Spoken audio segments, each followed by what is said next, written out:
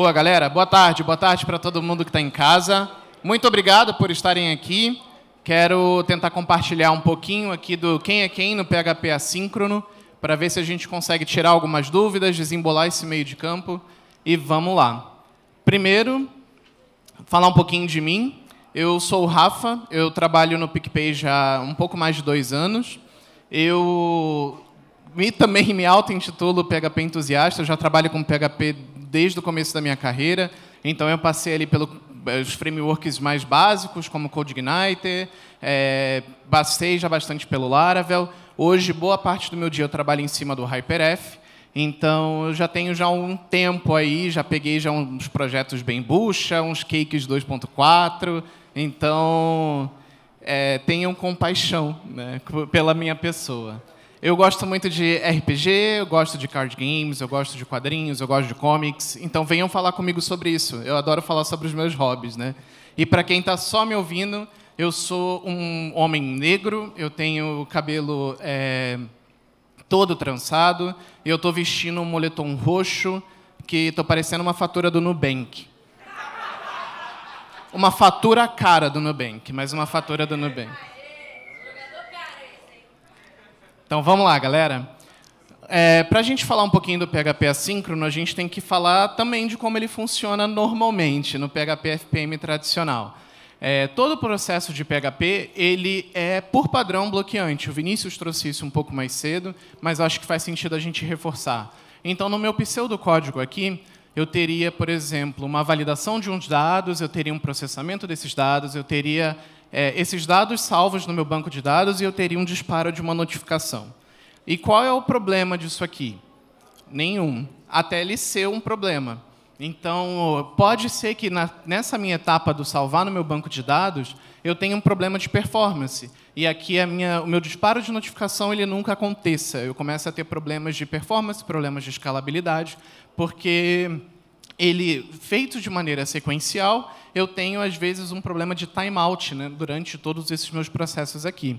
Porque eles são, por padrão, de I/O bloqueante. I/O vem de input-output, para quem não conhece o termo. Então, a gente tem um processo por cada requisição. Então, toda requisição que chega no PHP FPM tradicional, a aplicação ela sobe de uma vez e tudo aquilo vai ser processado e tudo vai ser descartado no final.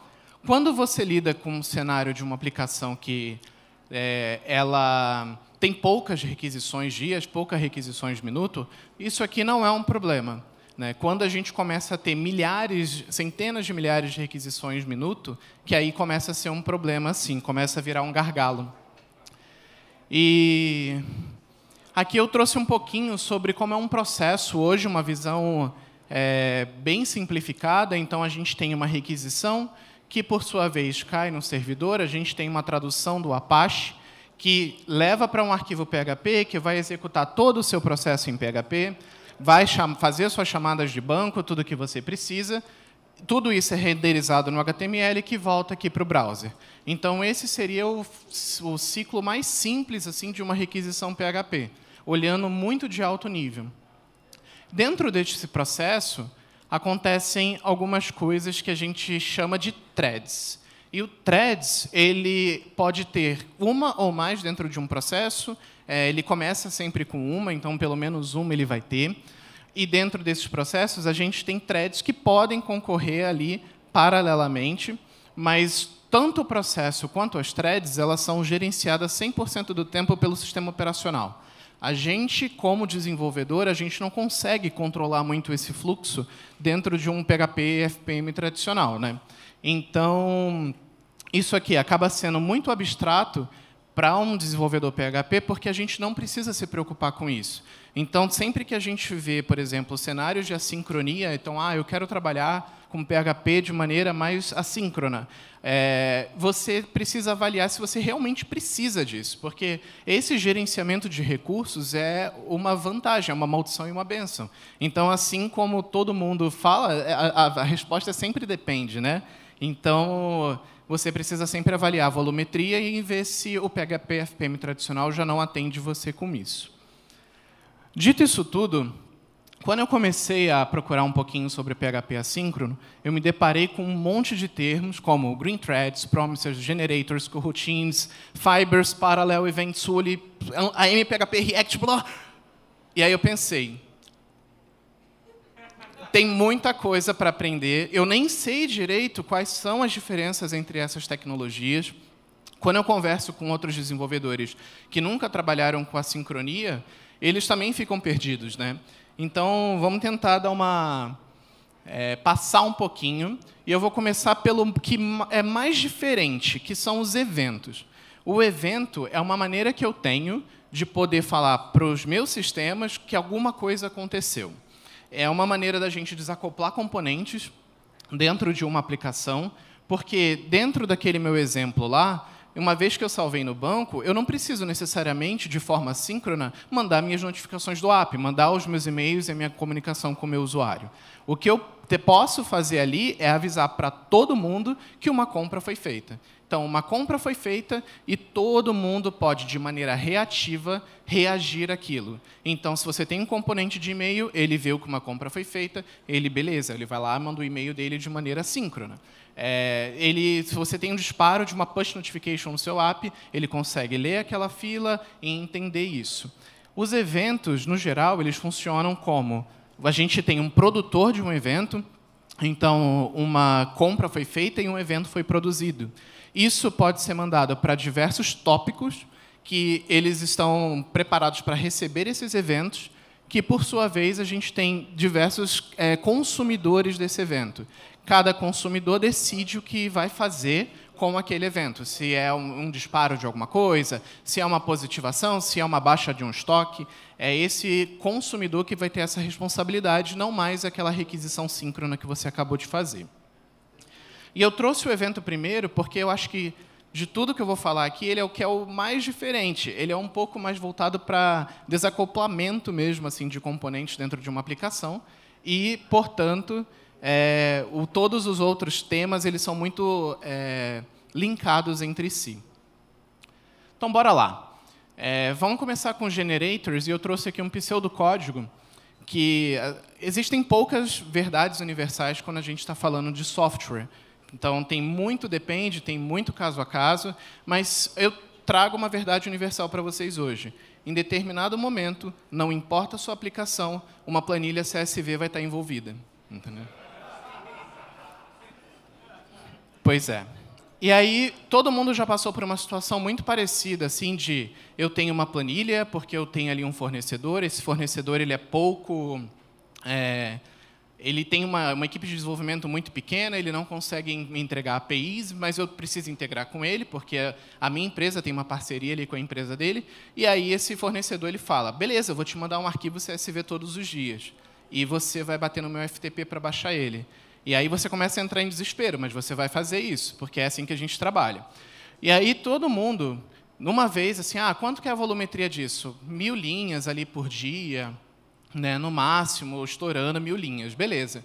Então, a gente teria um código que faz o seguinte, a gente pega o arquivo que a gente viu ali, a gente pega linha a linha, validamos linha a linha, jogando isso tudo aqui para um array, por exemplo, e, no final, eu processo ali aquele meu arquivo e salvo no banco de dados todas aquelas minhas linhas validadas. E, no geral, essa seria uma abordagem que funciona. Ela não é necessariamente ruim. Só que, daqui a um mês, às vezes, esse arquivo de 1000 linhas ele passou a ser de 50 mil, de 100 mil. E você começa a ter erro justamente porque você não tem memória mais para alocar aquelas informações dentro de um array, porque eles custam um espaço de memória, né? Cada linha de array custa um espaço de memória. Então, para isso, veio os generators. Com os generators, eu consigo também abrir o meu arquivo, também processar linha a linha, e eu consigo fazer o seguinte, tem uma palavrinha mágica aqui que é a WILD. E eu fui alfabetizado em inglês, igual a Sasha, tá? Então, WILD, que faz o seguinte, para cada vez que eu percorrer aquela instrução, aquele array, eu delego isso. Então, eu consigo processar linha a linha, sem necessariamente jogar aquela informação para um array. Então, eu consigo, dentro do meu tempo de aplicação, ainda é um request, ainda é uma thread dentro de um processo, isso não muda, mas eu consigo parar o meu tempo de execução e falar, faz isso para mim. E aí, depois que ele fizer isso, ele vai me devolver e eu continuo o meu tempo de aplicação. Isso significa que eu consigo, inclusive, dentro dos generators, fazer uma camada de generators com generators. E com isso a gente faz um ninho de coisas, de processos que eu consigo parar, fazer você executar dentro daqueles generators e ele me devolver. Ou então ele devolver para um outro generators. E uma grande diferença, que eu trouxe até aqui algumas funções também, é que eu parei de trabalhar com um array. Toda vez que eu trabalho com generators, eu passei a usar um objeto que é um iterador. A gente não usa muito isso no PHP, a gente normalmente só vai usar isso aqui quando a gente precisa, mas ele me traz uma série de métodos aqui em que eu posso ver qual é a chave daquele iterador, eu consigo passar para o próximo iterador, eu consigo ver aonde eu parei naquele iterador, e isso aqui, por muito tempo, foi uma saída para esses problemas de performance, de ler uma planilha em CSV, que eu sei que todo mundo já passou, tá? Não adianta me enganar, não. Então, vamos lá. No PHP 8.1, a gente passou a ter fibers. Fibers como uma solução nativa dentro da linguagem. E dentro do fibers, eles também são conhecidos como green threads, como corrotinas, e elas são um pouco diferentes das corrotinas do Swole. Mas qual era a ideia do fibers? Os generators, eu ainda estou trabalhando com um objeto único do tipo iterator. Eu não tinha nenhuma flexibilidade, nenhuma maleabilidade para trabalhar de outra forma. Toda vez que eu usava um generator, eu tinha um objeto de interação.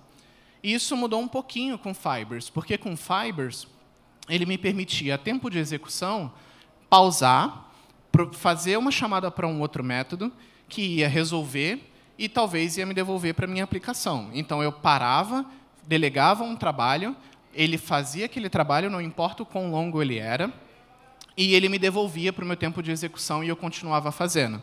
Eu trouxe até um GIF aqui de duas pessoas jogando uma bolinha um para o outro, porque é muito parecido com essa dinâmica. A gente tem um processo ali inteiro, lembra, processo que é composto por uma ou mais threads. E a gente tem uma chamada para uma corrotina, que vai fazer alguma coisa, suspender aquela corrotina quando terminar, me devolver para o meu processo principal, que vai suspender isso, fazer outras coisas em paralelo, e por aí vai até eu terminar todo o meu tempo de execução. Então, o Fibers ele possibilitou a gente trabalhar de maneira paralela, mas não necessariamente com um objeto de interação. Então, eu conseguia delegar para o meu paralelo ali outros tipos de funções e ter outros tipos de retorno.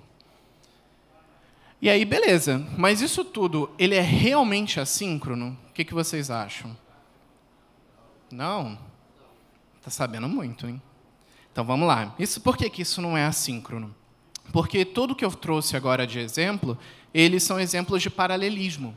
Então, eu tenho ainda um tempo de execução, ainda um processo, ainda uma requisição, que eu consigo pausar, delegar para alguma outra coisa ser feita em paralelo, devolver, mas isso não é assíncrono, porque a sincronia ela necessariamente vai envolver um input-output não bloqueante.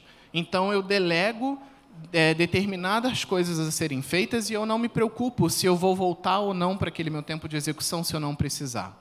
Então, todos os processos, todos os exemplos que eu trouxe até agora, eles envolviam paralelismo, mas eles não envolviam necessariamente a sincronia, porque eu consigo, dentro do PHP FPM tradicional, trabalhar com paralelo, porque agora eu tenho fibers, mas eu não consigo trabalhar de maneira síncrona.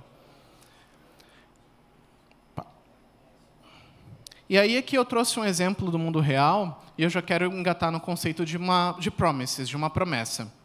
Então, a gente está ali no drive-thru de uma rede de fast food, eu não falo o nome porque eu não sou patrocinado, mas a gente está ali no drive-thru e a gente faz um pedido. A gente faz um pedido para um operador ou para uma máquina que vai devolver para a gente não o nosso pedido. Ele vai devolver um comprovante, porque a gente fez um pedido, a gente pagou esse pedido e a gente tem um comprovante. Esse comprovante ele é uma promessa. né? E você vai receber o seu pedido, independente de como ou quando, mas você tem uma promessa de que você vai receber aquilo de alguma maneira. Dentro ali da rede, você tem processos paralelos. Porque se você pede o combo clássico ali de batata, refrigerante e um hambúrguer, as coisas são montadas de maneira paralela. Você não precisa depender de um hambúrguer estar pronto para que a sua batata fique pronta. Então, você tem trabalhadores que estão trabalhando ali de maneira paralela, só que tem processos que levam mais tempo do que outros. Porque você usar a máquina do refrigerante é mais rápido do que fritar a batata. Então, só quando o seu pedido estiver pronto e totalmente composto com aquilo que você fez, que você vai receber aquilo de volta. Isso seria um callback. É quando você vai ser chamado para poder receber o seu pedido. Tudo ali foi feito de maneira paralela e assíncrona, lá dentro do processo. Você recebeu uma promessa quando você fez o seu pedido, e o callback dessa promessa é quando você efetivamente recebe o seu pedido. Isso significa que seu pedido vai estar sempre certo? Não. Mas você teve uma promessa e você vai receber ele 100% das vezes. Dito isso tudo, aí eu queria entrar um pouquinho no que a gente fala sobre o Suuli. É uma tecnologia recente, eu fui trabalhar com ela nos últimos anos só, mas o Suuli ele funciona como um servidor web, que é muito parecido com o React, muito parecido com a MPHP. A gente vai ver as diferenças de cada um, mas o objetivo do Suuli a gente tem um I/O não bloqueante, a gente pode ter um processo com múltiplas requisições dentro dele. Então, lembra lá, né, com o meu PHP FPM tradicional, um processo, uma request eu tenho um processo. Com o Suuli, eu consigo ter um processo que lida com múltiplas requests dentro dele. E a gente tem muitas palavrinhas, por exemplo, stateless e stateful. Stateless é porque, uma vez lá no PHP FPM, que você faz uma requisição, toda a sua camada de infra, todos os seus repositórios, tudo isso sobe a cada requisição. Quando a gente está trabalhando como stateful, isso sobe de uma vez e ele é reusado, como um servidor mesmo. Então, aqui eu tenho um exemplo, por exemplo, de um servidor que ele está rodando na porta 9501, é o meu localhost, e ele vai aceitar requisições. Esse servidor ele vai atender a todas as requisições o melhor que ele pode, de maneira assíncrona dentro do Suuli. Por quê? Porque ele foi preparado para isso. O Suuli ele traz toda essa camada de assincronia que a gente vê, às vezes, no Elixir ou em outras linguagens, ele traz isso para o PHP.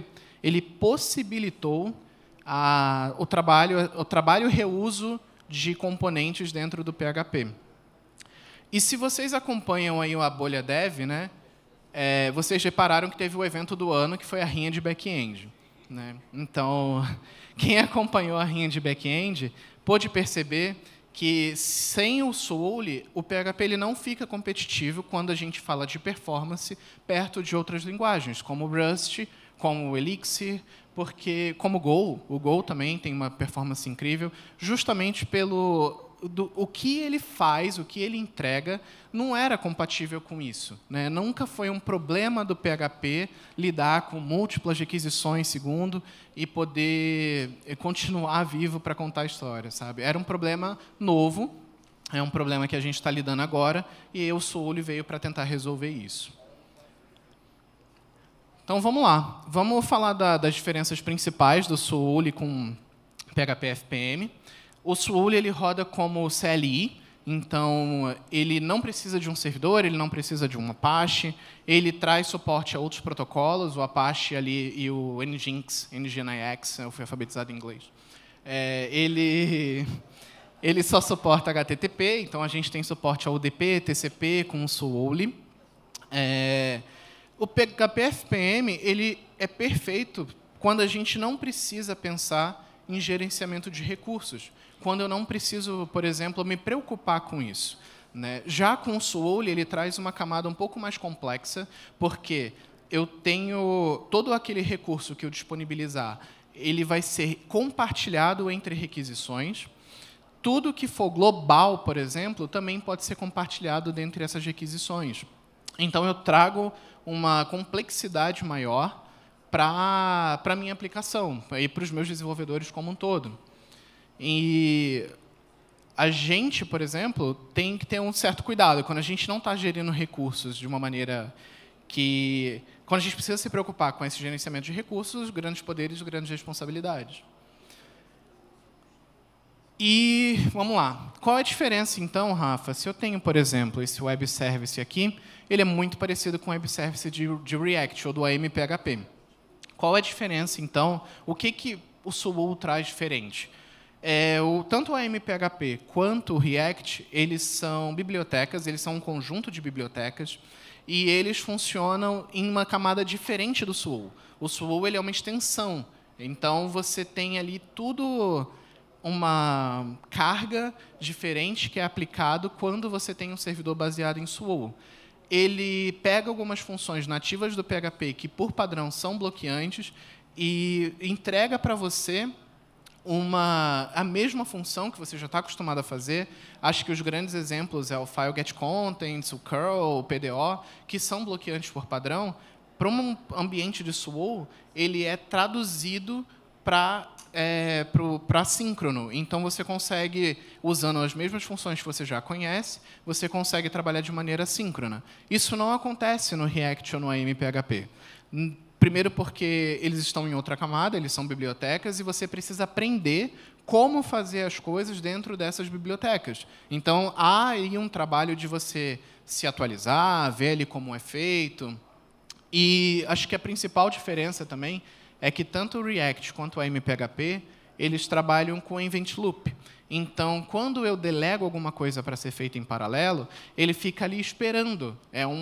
Ele fica esperando aquele callback, que é o meu receber no meu pedido, né?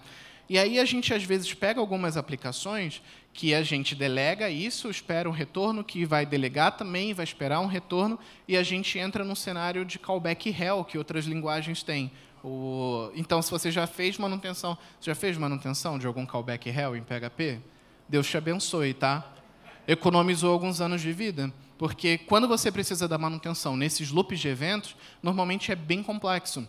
Ainda mais se a gente estiver falando de um cenário de uma aplicação que é já complexa por padrão, está lidando com múltiplas transações e por aí vai.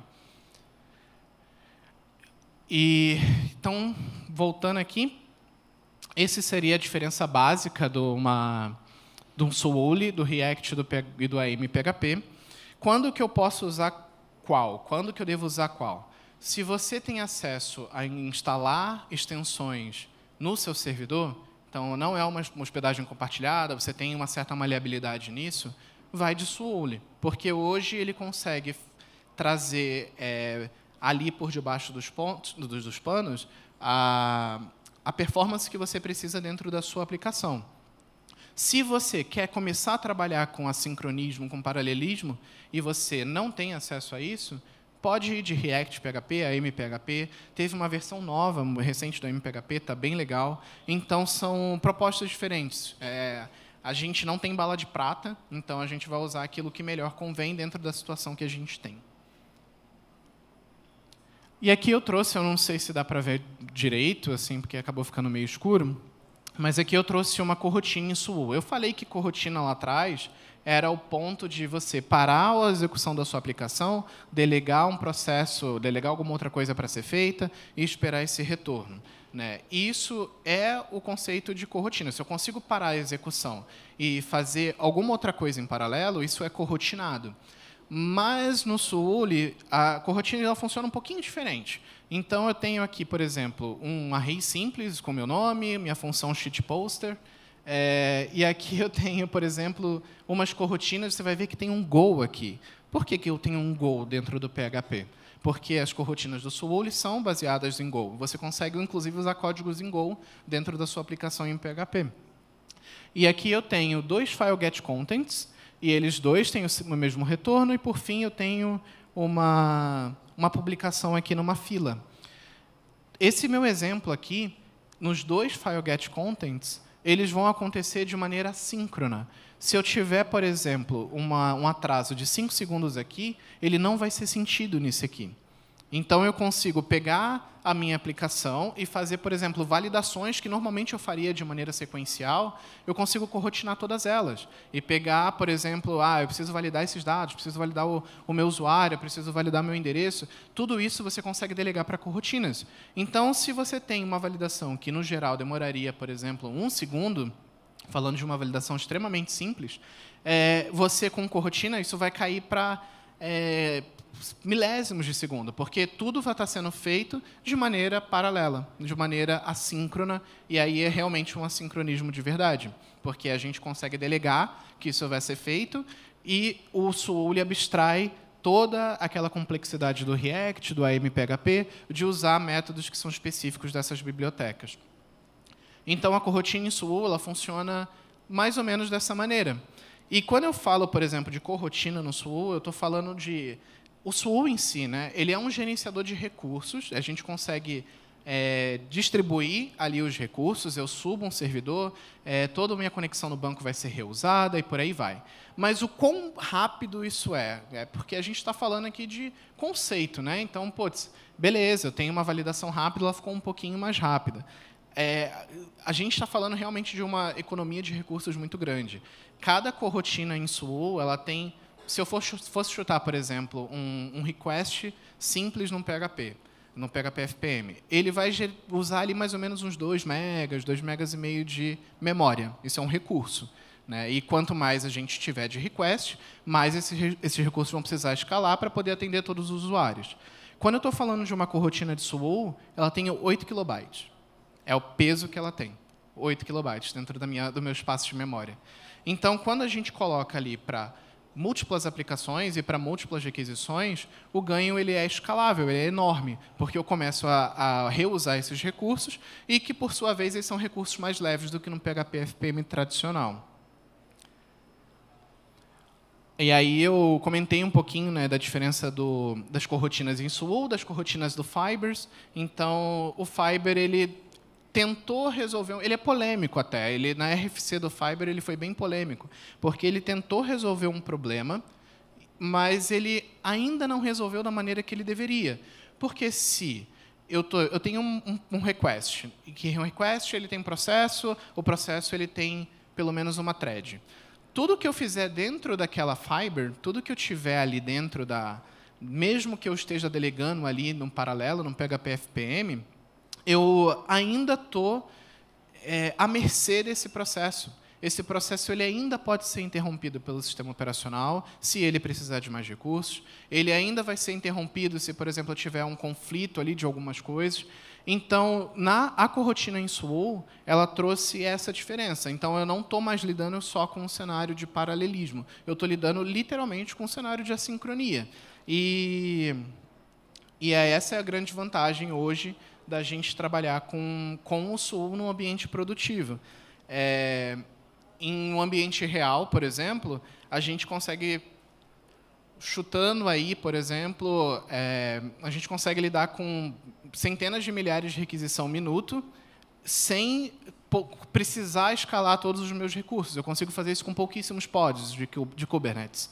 Então, quando a gente fala ali de múltiplos cenários em que eu tenho várias requisições de usuários diferentes que são concorrentes entre si, o PHP FPM tradicional ele acaba não conseguindo atender isso tudo. E quando ele atende é porque eu preciso escalar toda a minha infra para atender isso.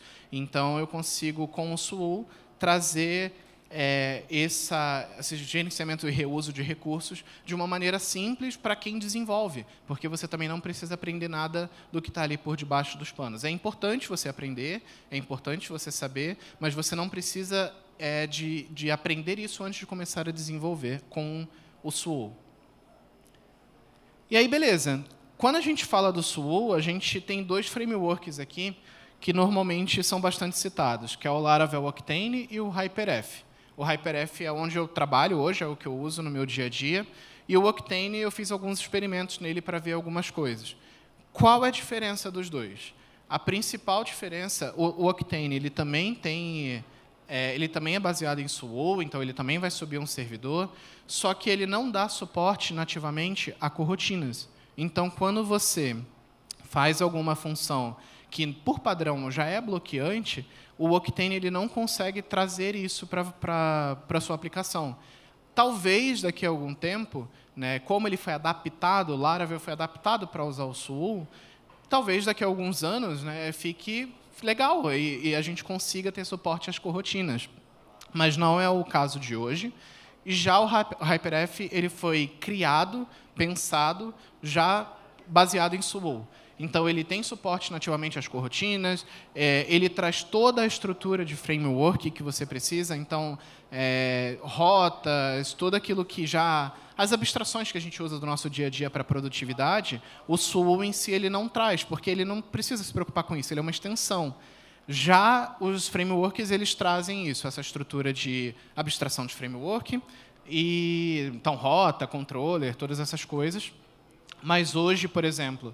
Se você for começar a trabalhar, eu quero começar a trabalhar, eu já conheço o Laravel, eu quero testar o Octane. Só vai. Eu acho que é um paradigma diferente de você aprender de programação, de você se familiarizar, mas hoje quem entrega todo o potencial que o SUL traz é o HyperF com alguns problemas no sentido de documentação. O HyperF ele é um framework chinês, então eu considero ele muito recente, muito novo, então tem problemas que a gente esbarra no nosso dia a dia que não tem no Google, às vezes, sabe? Então você precisa parar, ler melhor aquela mensagem, tentar debugar ali da sua maneira, e eu acho que hoje, pela popularidade do Laravel, você tem muita coisa que já foi feita, que já foi explorada, que já foi debugada.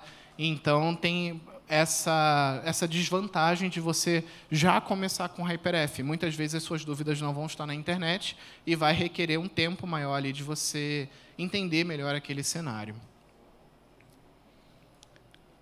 E aí eu deixo uma pergunta, né? Eu queria conversar com vocês. Beleza, eu entendi que com o SUL eu consigo atender múltiplas requisições, eu consigo reusar recurso, então eu vou chegar na minha segunda-feira lá na minha empresa e eu vou migrar todas as minhas aplicações para o HyperF. Devo fazer isso? E não, assim, a ideia do HyperF como um todo, o SUL em si, ele é um framework de microserviços, então ele é feito mais para atender microserviços. Você pode usar o front ali, trazer as blades que você tem, mas o pensamento dele é atender múltiplas requisições dentro de um ambiente de microserviço. Então, se você não tem problema hoje de escalabilidade, se você consegue atender, eu estou atendendo 1000 requisições por minuto, a minha infra não é muito cara, então você não precisa migrar. Ele já está atendendo bem, sabe? Mas quando a gente começa a pensar em cenários de muitas requisições, e aí eu estou falando requisições, por exemplo, 1000 requisições segundo, sabe? Então, a gente está lidando com um cenário, uma volumetria que é grande, e aí, quando a gente pega no final do dia, a gente processou, por exemplo, 2 milhões de requisições, assim, e que essas requisições não podem demorar, elas não podem falhar, elas têm que ser performáticas, elas têm que ser confiáveis. Então, aí você começa a pensar, e ainda quer usar o PHP, né? Porque essa é a grande vantagem, a gente saber usar aquilo que a gente sabe já em PHP com um paradigma de assincronia. Então, considera usar o SUL nas suas aplicações, puxa ali uma prova de conceito, né, para você entender um pouquinho melhor do que acontece. E com isso você vai ter até uma gama maior para falar, beleza, isso é realmente o que eu preciso, é o que me atende, ou não, entendeu? Já minhas aplicações estão bem confortáveis. Quando a gente fala de aplicação, todo o contexto tem que ser considerado. Se você hoje, por exemplo, não tem o seu problema é testes, então, eu estou subindo minha aplicação, igual a Letícia falou aqui mais cedo, e eu estou tendo problema de quebra de testes, assim, eu não consigo confiar que minha aplicação vai funcionar a cada deploy. Então, você tem problemas maiores do que volumetria, sabe? Então, não adianta muito, assim, você pensar que o assincronismo vai atacar toda a raiz do problema. Ela vai conseguir trazer performance e escalabilidade maior, economia, porque quando a gente fala de infra, é um custo pesado para lidar com múltiplas requisições, e a gente consegue fazer isso infinitamente melhor com o SUL, mas não é uma bala de prata. Então, avalia sempre aquilo que o seu negócio está precisando, né? Então, aquilo que vai trazer valor para o negócio. Foi-se o tempo, gente, de que a gente pegava uma task, via essa task e só fazia ela. Então, a gente precisa se preocupar cada vez mais com o negócio. Dito isso, aqui algumas referências que eu usei. O livro Mastering Swole PHP. Ele só tem em inglês, infelizmente. Ele é um livro muito bom, muito introdutório, assim, é legal de você ler ele. Ele é um pouco puxado, assim, ainda mais se você não tiver muita familiaridade com o idioma, mas ele é um carro-chefe de você entender como que funciona tudo por trás ali do Swole. O site PHP Architect, que tem alguns artigos muito legais que fazem essas comparações, eu usei como base para trazer essas informações aqui para vocês. Algumas documentações do Swole, React PHP, AMPHP, do próprio HyperF. Tem uma versão, apesar de ser um framework chinês, tem a documentação em inglês, está sempre em constante atualização e melhoria. E a documentação do Laravel Octane. E deixei aqui um agradecimento também para o Vinícius Dias, que tem um conteúdo de generators muito bom, que eu usei de base aqui para a minha talk. Então, quis trazer ele como referência também. E aí fica o meu agradecimento ao pessoal do PHPSP pelo convite, pela Local Web pelo espaço, para todos vocês que estão aqui me ouvindo. Deixo aqui alguns agradecimentos nominais a Diego Borges, o Douglas Medeiros, Léo Cavalcante, o Mineiro, Lucas Gollner, Rafael Neres e o William Correia, que foram minhas cobaias dessa apresentação, então eu trouxe aqui. E aí, só para terminar, eu queria deixar um recadinho aqui com vocês, e todo mundo também que está me ouvindo aí em casa. Quando eu olho para esse palco aqui, quando eu sei que o meu alcance está sendo maior também por causa do online, eu vejo um monte de gente diferente. Eu vejo pessoas que estão começando a sua carreira agora, pessoas que já estão no ramo há um tempo, que já trocaram PHP, voltaram para PHP. Mas uma coisa que é certo é que todo mundo aqui é protagonista e herói da própria história.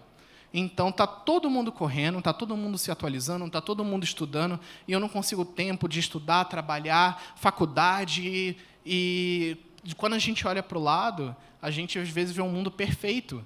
A gente vê aquela pessoa que trabalha numa empresa assim, assado, e enquanto você parou, sei lá, poucas horas do seu dia para jogar o seu joguinho, a pessoa publicou 30 bibliotecas diferentes. Mas, quando você olha para o lado, nessa corrida, você tropeça e cai. Né? Então, tudo que a gente se compara com essa vida perfeita, que às vezes a gente vê, muitas vezes ela não é real.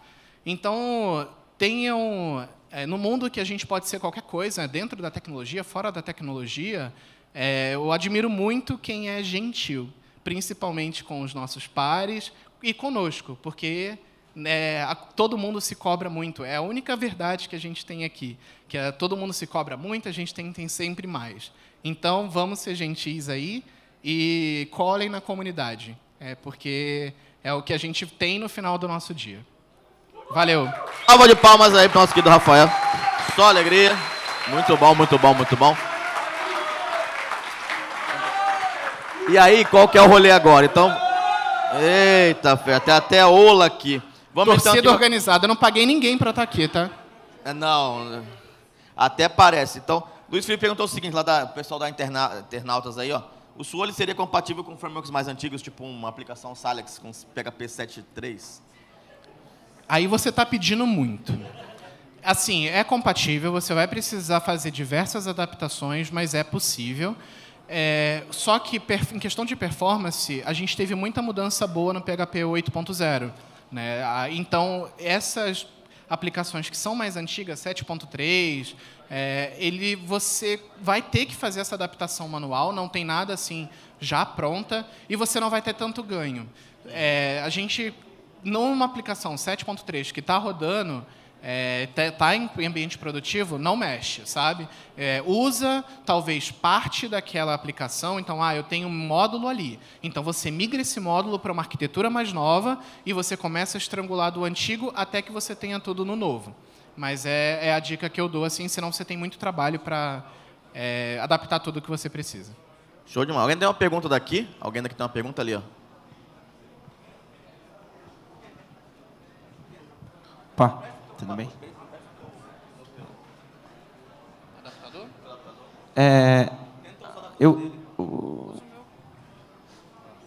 Tudo bem? primeiro, parabéns, foi incrível a palestra, né? Obrigado. Segundo, eu fiquei com uma dúvida nessa questão dos processos eles serem assíncronos, a gente poder esperar mais tempo ali, etc. Quando a gente está trabalhando dessa forma assíncrona com Swole ou até com React, PHP, etc., o timeout que a gente já tem definido em muitas hospedagens, servidores, etc., ele continua sendo efetivo ou não? Por exemplo, eu posso pegar É a porra do CSV mesmo. De 50 mil linhas que eu preciso processar, e daí eu tenho que trocar ele, tirar um timeout da hospedagem, que é uma questão de segurança, para poder processar aquele cara. Sim. Dessa forma, eu posso manter o timeout e ele vai processando aos pouquinhos? Tal? Sim, você conseguiria isso, mesmo sem usar os generators. Porque dentro desse seu processo de leitura de linhas, você consegue corrotinar tudo. Dessa vez, entendeu? Então, ao invés de você ter que fazer tudo, salvar no array ou qualquer coisa assim, você já corrotina para cada linha. Para cada linha você abre uma corrotina e você deixa ela se virar. Se no final desse processo você precisa contabilizar, por exemplo, quantas linhas foram executadas com sucesso, você ainda pode, né? E o timeout principal vai ser respeitado com isso. Mas eu assim garanto que só de você fazer isso paralelamente, isso é um cenário muito bom, sabe? Porque às vezes a gente pega arquivos muito grandes e precisa fazer isso. São cases de entrevista, inclusive. E aí você pega e para cada linha você faz aquilo e espera uma resposta no final.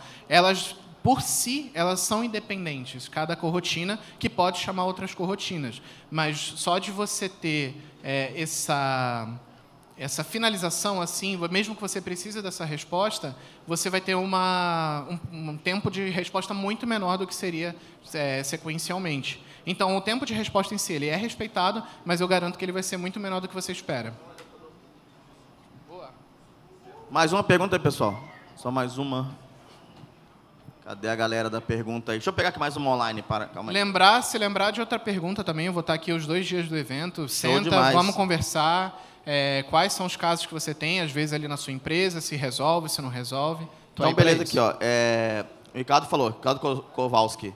Em que ordem você recomendaria o desenvolvedor, a pessoa desenvolvedora, estudar esse assunto que você apresentou? Eu já começaria com o HyperF. Eu acho que o React e o AMPHP, eles preencheram um vácuo dentro da linguagem e esse vácuo já foi preenchido pelo Swole. Então, dentro ali, o HyperF, ele tem uma estrutura de framework muito parecida com o próprio Laravel. Então, a gente tem os make files, a gente tem os make migrations, tudo isso tem essas abstrações no HyperF. Baixa ali a documentação, usa um ambiente dockerizado. Se você não tem familiaridade, é a oportunidade perfeita para isso também. Mas lá na documentação do próprio HyperF tem como você iniciar sem saber muita coisa. E, aos poucos, você vai pegando ali tudo que o framework pode oferecer para você. Show demais. Mais uma aqui, então. Israel, a curto prazo, para a construção de um microserviço pequeno, você acha que compensa migrar ou iniciar uma nova aplicação em uma outra linguagem que tenha mais afinidade de assincronia, ou compensa implementar via PHP nesses casos? Boa. Depende muito do seu time. Se seu time tem já expertise em PHP, então eu acho que vale a pena, sim, você já começar com Swole, porque o seu time conhece isso, né? Mas aí você tem, às vezes, uma bola dividida. Então, parte do seu time conhece Go, parte do seu time conhece PHP. Então, faz sentido você fazer um estudo para ver, dentro daquela necessidade que você tem, se faz sentido fazer um serviço em Go que vai atender aquilo e tem uma familiaridade maior com a sincronia, ou se faz sentido você começar já com PHP ali. Então, num time que você tem um monte de desenvolvedores em PHP, eu não acho que faz sentido cogitar outras linguagens, porque não vai ser produtivo. Você tem toda uma curva de aprendizagem com outra linguagem, às vezes com orientação a objeto, que as pessoas não têm, para poder começar a efetivamente entregar valor de negócio. Então, eu acredito que faz sentido você avaliar a necessidade desse serviço, avaliar a expertise do seu time no momento e delegar baseado nisso. Num time full PHP, então vai de Swole, do HyperF, mesmo que seja o Octane, né? Então, eu conheço muito Laravel, meu time conhece muito Laravel. Começa com o Octane, se acostuma ali com ele, entende qual é a diferença, porque quando você sobe um servidor, você não necessariamente tem o reload por request, né? Então ele fica ali. E então, se toda modificação no código, você tem que abaixar aquele servidor, subir ele de novo, ver as modificações. Então, tem algumas mudanças assim na nossa rotina de desenvolvimento que mudam muito quando a gente fala de assincronia. Então, avalia isso com o time, avalia a expertise do seu time e direciona de acordo com aquilo que for trazer mais valor para o negócio em menos tempo. Show demais, velho. Então, mais alguém tem uma pergunta aqui? Se não, alguém... Ali, lá, uma última pergunta ali.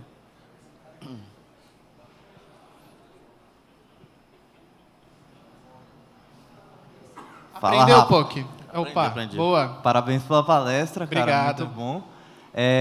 Cara, eu queria tirar uma dúvida dentro assim do ambiente de microserviços. Quando a gente está lidando com PHP assíncrono, é algo que é um desafio, porque muitas vezes sua dependência ela não está preparada para receber aquela quantidade de requisições que a sua estrutura ali precisa.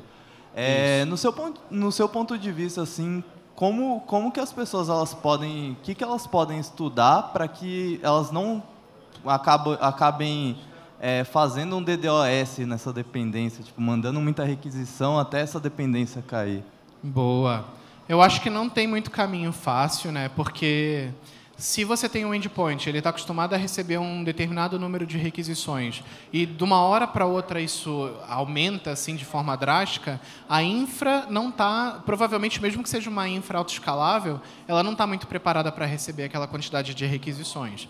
Então é bem importante que você comunique as suas dependências, que você vai fazer algumas mudanças e que talvez ela vá sentir ali na infra dela. Então, eu tenho ali o meu processo que vai fazer 100 chamadas minuto. Se a gente começar a corrotinar isso, essas 100 chamadas podem passar a ser, por exemplo, em 2 segundos, ao invés de 1 minuto, ficar 2 segundos. Então, a infra precisa do parceiro acompanhar de acordo e você entender também se faz sentido dentro da aplicação sua você onerar, às vezes, o seu parceiro. Às vezes é um parceiro que precisa de um tempo de resposta maior. É um parceiro que vai bater com o adquirente, vai ter que ver coisa de cartão. São processos demorados. Então, faz sentido você fazer, talvez, uma migração faseada para aquele novo processo, para que o parceiro se acostume e você consiga acompanhar, sem impactar as duas aplicações, todo aquelas chamadas, todo aquele rollout. Seria mais ou menos essa dica que eu dou. Obrigado.